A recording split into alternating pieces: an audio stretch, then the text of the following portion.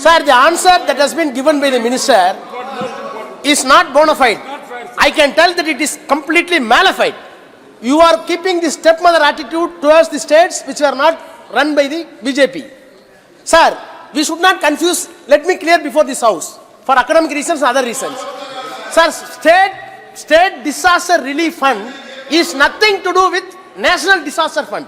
The amount which is being asked by the Tamil Nadu government is under national disaster fund by exclusively by the central government, union government. But SDRF is nothing but the contribution that has been given by the state government also there under the 15th Finance Commission. So 15th Finance Commission is universal to all states. You cannot go for the specific one. It is available to every state. Matching share is there. All states have to give the matching share. 20% or 25%. So don't confuse Mr. Minister. आपका प्रश्न क्या है? So don't confuse Mr. Minister yourself between the national disaster fund and please ask question. Sir, my question is, sir, I can give ample example. The way in which the other states are being treated is something different. उसके लिए भी sir बोलने तो दिया जाए महोदय, सुने तो। और मैं चेन्नई का उदाहरण देना चाहता हूँ। Last year December 23, Chennai, Tiruvallur, Kanjipuram districts were heavily attacked by Mijum cyclone. And the same month, third week of December, again Thoothukudi, Tirunelveli and Madurai, southern districts were heavily hit by the another cyclone. Sir, let me permit to say something before this house. When the government was instead came to the power under the leadership of Dr. M.K. Stalin, the house aware, the nation aware that... Honorable member, Sir, I am coming. The 5 lakh crore debt was incurred by the erstwhile government and Corona was in peak. In spite of the two difficulties we come across, we maintained our financial burden in a fair manner. प्रश्न काल है माननीय Yes. सदस्य। In this situation, two big cyclones hit the Tamil Nadu. The amount which was sought by the government, Tamil Nadu government, 37 crores. 37 crores. Chief Minister, Honorable Chief Minister of Tamil Nadu met the Prime Minister. Then the delegation of the all-party meeting met the Honorable Home Minister. In spite of that, no assurance that has been given in this answer when the amount is going to be released or how much it is going to be released. Sir, my first question is, interministerial consultation and committee came to Tamil Nadu, gave the report. Tamil Nadu government gave the report. Both reports are before this government. In spite of that, in spite of the assurances given by the Home Minister in person, when the amount is going to be released, the release amount, I think that whether it is going to be matching the amount which was released for Gujarat, Karnataka and other state which was ruled by the BJP. What do you mean? Why do you interfere? Please sit down. You don't have anything. Please sit down. Please sit down. I know how to. Please sit down. What is it? What do you want? What do you want? What do you want, sir? Please intervene. This minister has got no. Sir, why should he intervene? Sir, he should know some discipline. Sir, he should know some discipline. You are unfit to be a member of parliament. Please sit down. You are unfit to be a responsible minister also. You please sit down. You don't have any guts to face it. Please sit down. We will teach you. Not good. We will teach you. How can you call him unfit? You cannot call a minister and a member unfit. It is unfair. You are senior member. How can you call him unfit? Sir, what is the thing? What is the thing? Which has DMK cannot say unfit. He cannot say unfit. Only we are Mr. Balu cannot say unfit to our honorable minister. He cannot say unfit, sir. He told unfit. That is not a good thing, sir. आपने कैसे एक मंत्री को unfit कह दिया? You cannot say unfit. आप शब्द वापिस लीजिए और इसको रिकॉर्ड से भी निकालिए. शब्द वापिस लीजिए. Government is unfit. Congress is unfit. What are you talking about the unfit? You cannot say unfit. Oh, you are talking about the unfit. How can you call a minister unfit? माफी मांगनी पड़ेगी आपको.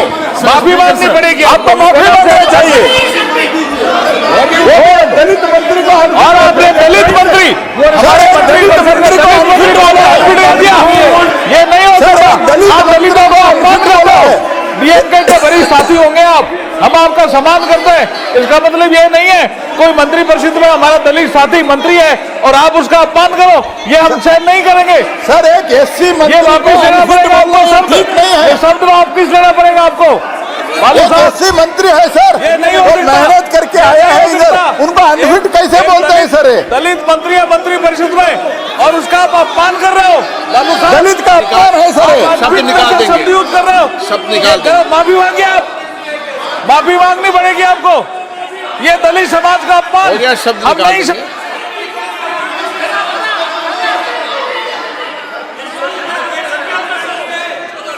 What is unqualified?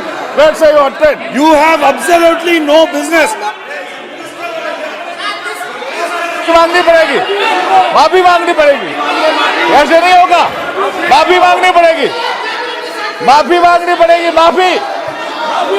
माफी मांगनी पड़ेगी बालू साहब, आपको माफी मांगनी पड़ेगी। दलित समाज के हमारे मंत्री परिषद के साथी पर आपने ये कहा कि ये अनफिट है, ये बिल्कुल ही अपमानजनक शब्द आपने यूज किया बालू साहब। आपको माफी मांगनी पड़ेगी बालू साहब आपको, और माफी मांगिए आप, ये ठीक नहीं है। ऐसे कैसे हो सकता है क्वेश्चन आवर में आप किसी मंत्री को कहते हो अनफिट है, ये ठीक नहीं है। माफी मांगिए, माफी मांगिए, माफी मांगनी पड़ेगी आपको, माफी मांगनी पड़ेगी, माफी मांगनी पड़ेगी साहब आपको, ये गलत बात है। ऐसे कैसे कह सकते हैं, ऐसे कैसे कह सकते हैं? अनपार्लियामेंट्री शब्द आपने यूज किया, अनफिट आपने एक मंत्री को कह दिया, आपको माफी मांगनी पड़ेगी बालू साहब। Please 2013 crore SDRF fund Tamil Nadu सरकार के पास उपलब्ध है और जिसका वह उपयोग कर सकते हैं।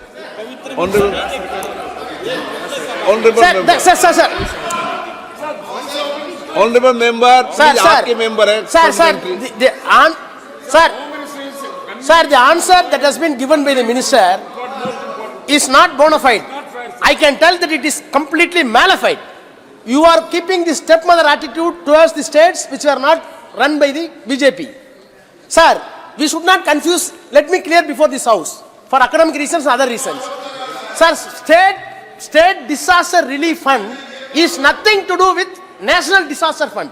The amount which is being asked by the Tamil Nadu government is under national disaster fund by exclusively by the central government, union government. But SDRF is nothing but the contribution that has been given by the state government also there under the 15th Finance Commission. So 15th Finance Commission is universal to all states. You cannot go for the specific one. It is available to every state. Matching share is there. All states have to give the matching share, 20% or 25%. So don't confuse Mr. Honourable Minister. Member, आपका प्रश्न क्या है? So don't confuse Mr. Minister yourself between the national disaster Honorable fund member, and- please ask question. Sir, my question is, sir, I can give ample example.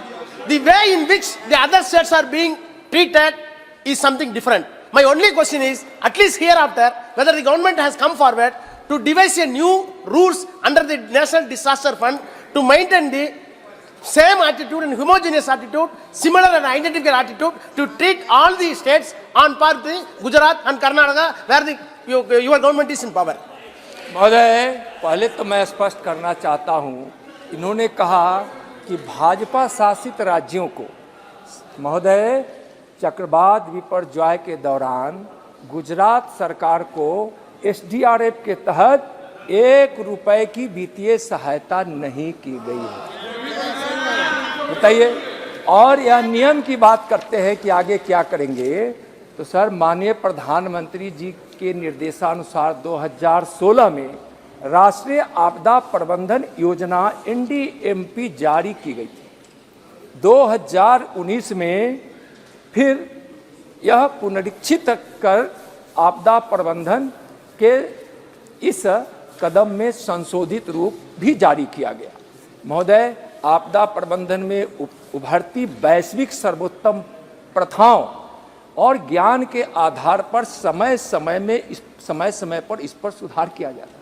Sir, इतना बढ़िया गतिशील दस्तावेज है और माननीय प्रधानमंत्री जी ने, वह चूंकि न्याय नियम बनाने की बात करते हैं, तो माननीय प्रधानमंत्री जी आपदा प्रबंधन के लिए और आपदाओं के समय जान माल का नुकसान शून्य हो, संपत्तियों की नुकसान भी कम से कम हो, इसके लिए 10 पॉइंट एजेंडा जारी किए और दुनिया उसकी सराहना कर रही है। अभी तक इनको समझ में ही नहीं आ रहा है।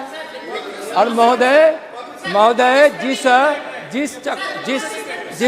जिस तूफान की बात कर रहे हैं महोदय, उसके विषय में बताना चाहता हूं कि जब गृह मंत्रालय बार बार निर्देश जारी करता है और जिस बाढ़ की चर्चा की जिन राज्यों में, उसके लिए भी सर बोलने तो दिया जाए महोदय, सुने तो।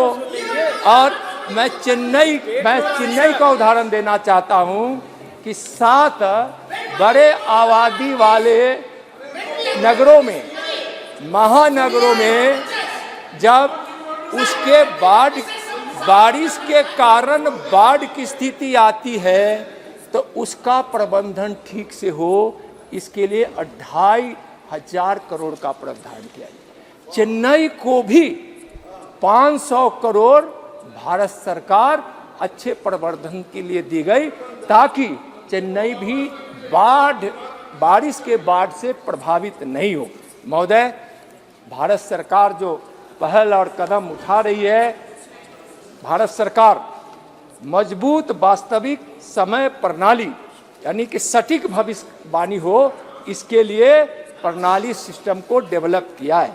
MHA लगातार मॉनिटरिंग करता है। कोई आपदा की स्थिति बनती है तो माननीय प्रधानमंत्री जी स्वयं अपनी निगरानी में हमेशा उस प्रबंधन को जारी रखते हैं, दिशा निर्देश करते हैं।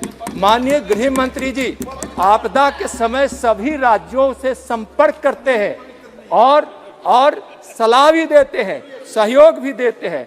महोदय, एक IDRN गृह मंत्रालय ने इन्वेंटरी का डेटाबेस तैयार किया है, India disaster response network platform तैयार किया है। और महोदय, IMCT की बात कर रहे थे तो IMCT अब तो पहले ही जाती है, राज्य का ज्ञापन आता है उसके पहले ही माननीय गृह मंत्री जी IMCT की टीम भेज देते हैं और खुद प्रधानमंत्री जी चिंता करते हैं। IMCT की टीम वहाँ भी तमिलनाडु सरकार के ज्ञापन मिलने से पहले ही पहुँच गई थी, उसका असेसमेंट की है। अभी तो 2013 करोड़ की राशि उनके पास उपलब्ध है, उसका उपयोग करें। IMCT का रिपोर्ट आया है, वह जो मंत्रालय का जो केंद्र सरकार की जो व्यवस्था है, प्रक्रिया है, उसके तहत उस पर विचार किया जाएगा और उनको बताया जाएगा। धन्यवाद सर।